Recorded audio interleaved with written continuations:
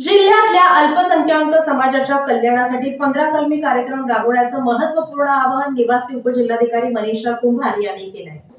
अल्पसंख्याकांच्या कल्याणासाठी माननीय पंतप्रधानांचा नवीन कलमी कार्यक्रम सुरू करण्यात आलाय. जिल्ह्यातील सर्व संबंधित शासकीय यंत्रणांनी या योजनांची प्रभावीपणे अंमलबजावणी करावी आणि पात्र लाभार्थ्यांना लाभ मिळवून देण्यासाठी प्रयत्न करावेत, असं आवाहन निवासी उपजिल्हाधिकारी मनीषा कुंभार यांनी केलंय.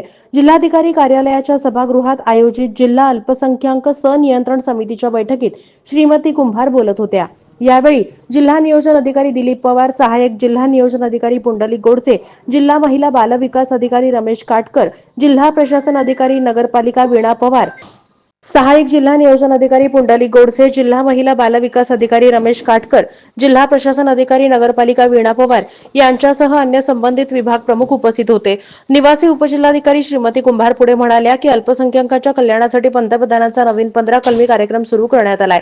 ऑक्टोबर 2009 मधील सुधारणेप्रमाणे कार्यक्रमात जिल्ह्याची अंमलबजावणी होत असून शिक्षण विभाग, महिला आणि बाल विकास विभाग, नियोजन विभाग, महापालिका, नगरपालिका, जिल्हा ग्रामीण विकास यंत्रणा, पोलीस विभाग या सर्व विभागांनी अल्पसंख्याक समाजातील पात्र लाभार्थ्यांचा शोध घेऊन त्यांना शासकीय योजनांची माहिती देऊन त्यांना सुलभरित्या लाभ मिळण्याचे नियोजन करावं, असं सूचित केलंय. प्रारंभी जिल्हा नियोजन अधिकारी श्री पवार यांनी मुस्लिम, ख्रिश्चन, शीख, बौद्ध, पारसी आणि जैन या अल्पसंख्याक समुदायातील लाभार्थ्यांना 15 कलमी कार्यक्रमाअंतर्गत देण्यात येत असलेल्या लाभाची माहिती दिली.